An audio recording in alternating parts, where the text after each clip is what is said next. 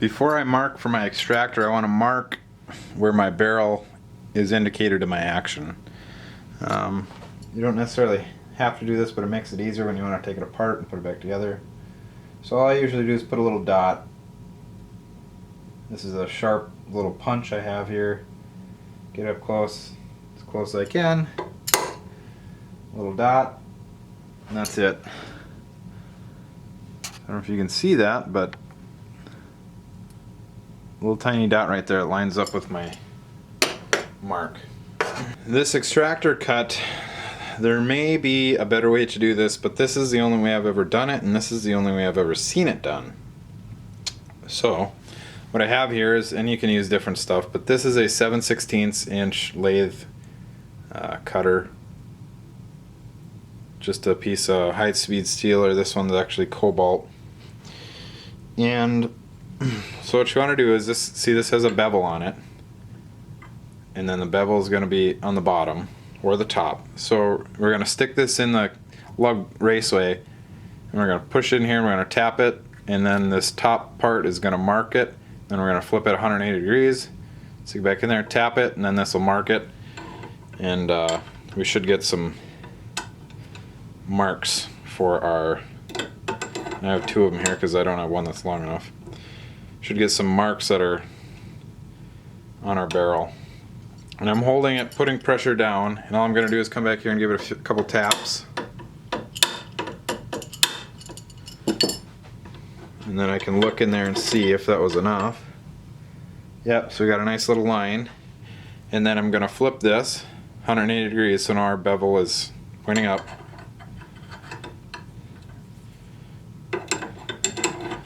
And I'm going to hold it up against this lugway here, and I'm going to give it a couple more taps.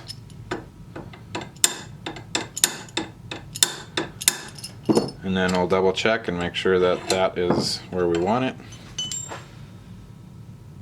So, yep, we got a nice mark in there. So what I'm going to do now is I'm going to pull this action off the barrel, and then I'll show you our marks that we made. Alright, so this is going to be my setup for cutting my extractor cut in back end of my barrel. And there's a couple ways to do this. You can cut these extractor cuts by hand with a hacksaw and a grinder, but that takes forever and doesn't look as nice, but it is, it works.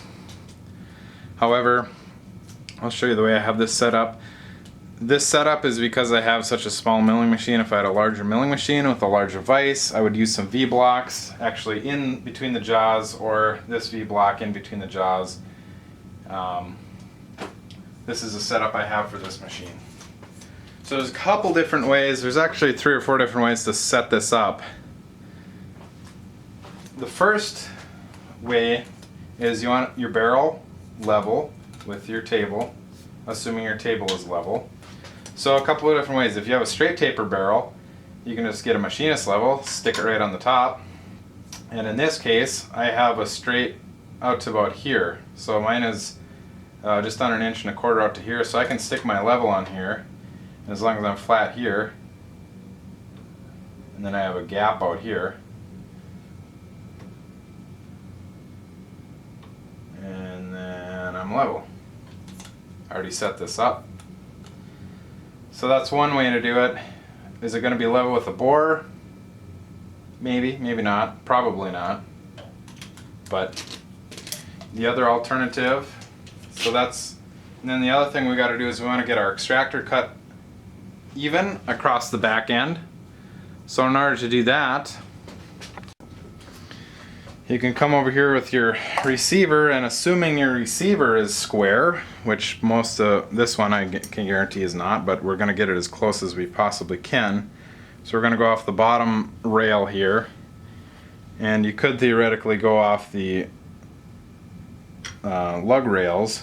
However, there might be, on some of these old receivers, you get ridges here, and the Remington 700s, I don't think you can do this either because there's a groove in there. But you can go off the rails, or you can go off underneath, and as long as you're, see, this is the only bad thing, you need that tightened on there, but so mine's not tightened, but it's off just a little bit. But that'll get you pretty close to where you want to be as far as rotation of your barrel. I have a super indexer, which I would have loved to have used with this, but this barrel is too large to fit through my super indexer, so that's not the case. You can also, when you tighten this down, you mark it, and then you can go off of your marks too. There's several different ways to do this, but this is how I did it. And then the last thing, to make sure that your bore is actually level, you come down here to your muzzle end, stick your range rod with the correct bushing in there, and then you can level. See, let that settle a little bit. I'm pretty damn close. I gotta fine tune it just a tad, but that'll get your bore level relative to out here. I mean, you might be a few thousandths off on the chamber end, but you're trying to, this is just an extractor cut. This isn't a super serious cut. All it is allowing clearance for that extractor to get in there. This has really no effect on accuracy unless that extractor is rubbing up against the barrel when you're firing.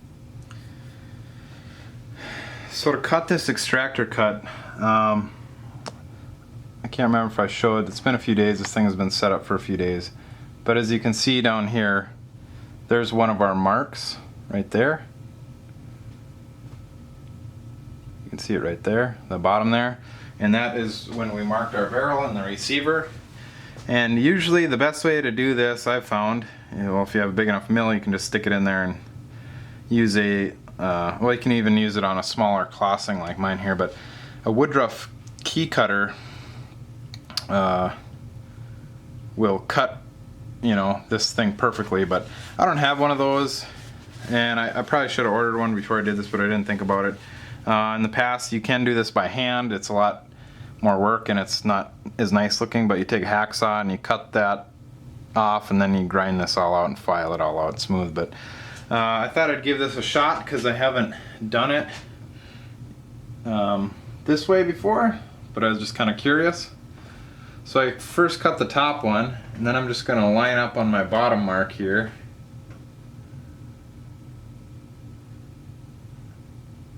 And that's pretty close to my bottom mark.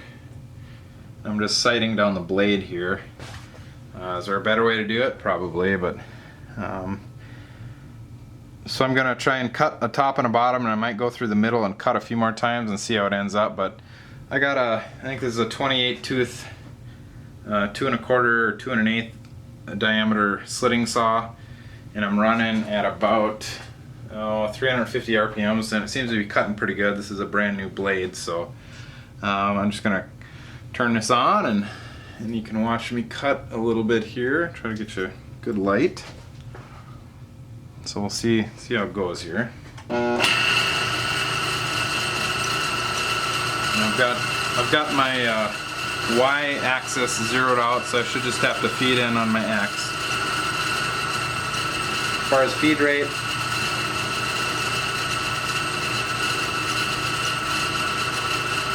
I don't know, probably 20 thousandths, 30 thousandths, or more than that. We'll see here where I'm at once I start cutting here.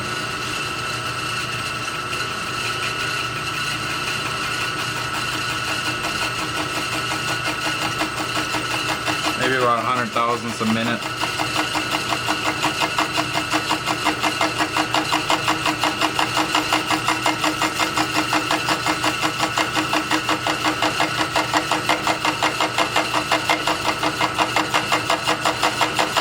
So this will give us a nice even cut on the top and the bottom, and then we'll see what we end up with in the middle. I'm not sure yet.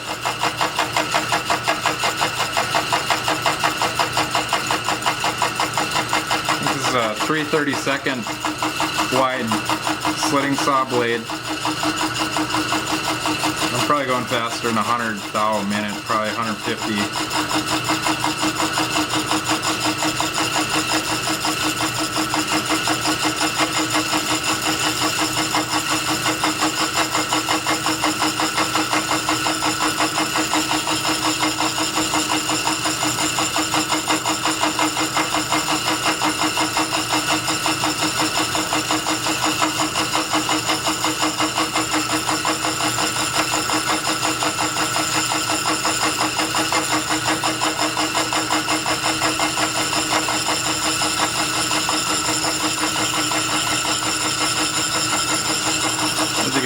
slicing right through there, no problem.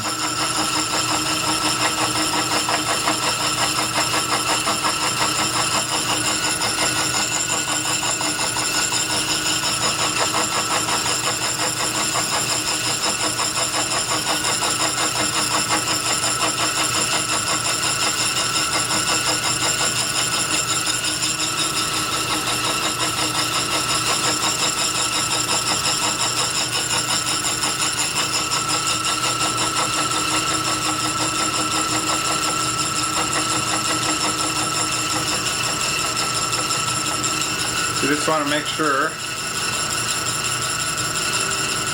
I'm going to block the camera here a second, that you don't cut the opposite, this side of the barrel. This, yeah. The opposite side of your cone. Let me see, I think a little bit further here.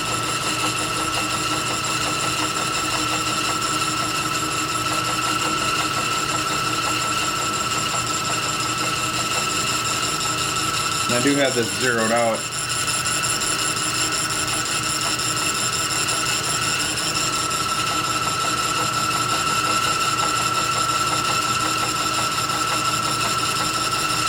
So if all my measurements are correct, I should be able to get back to 0 and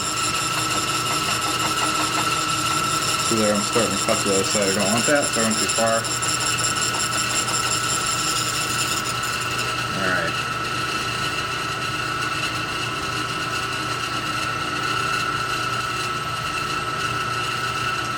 So now I'm gonna try and nibble this out of there, and I'll see how accurate I can get it. I'm not sure I'll be able to do it, but we'll try and nibble it out of there and hope for the best.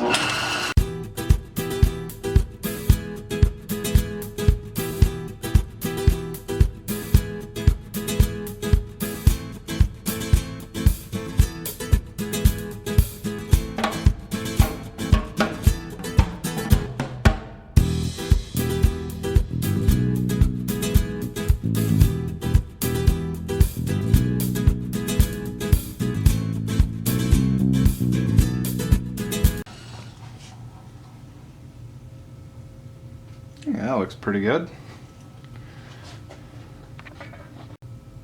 Nice extractor cut in there. Done without a woodruff cutter. And I just gotta test my action on there and make sure I'm deep enough. That's what I'm gonna do. So I'm actually gonna just crank this forward, out of the way. And I'm gonna blow this out, and then I'm gonna tap my action on there.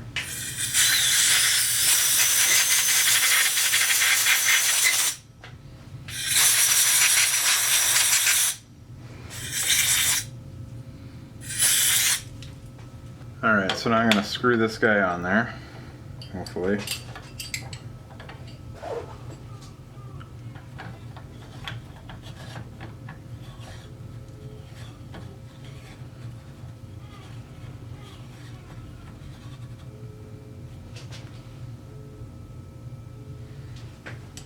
And I got a lead hammer, and I'm just going to give this just a tiny little tap.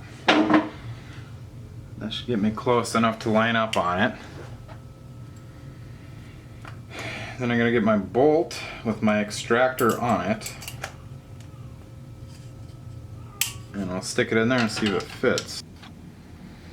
So then we have our bolt with our extractor on it.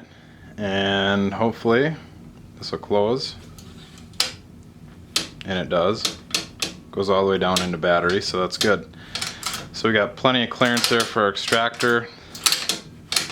And this should be good to go. Alright, so there is the final product from the extractor cut. You can see we're pretty much, well, we're centered up there on the chamber for the bottom and the top. As you can see, it turned out pretty well, surprisingly. I was a little pessimistic about that slitting saw, but it actually worked really well. And then I just came in here with a little flat hand file and then a little 400 to clean up those rough edges, and then I had a polishing stone I just ran through there a few times, and now it's pretty good looking. So I'm going to I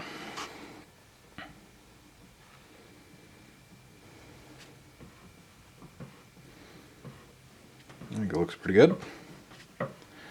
So now I'm going to put it back on my rifle and double check it one more time and make sure that it's doesn't hit anything.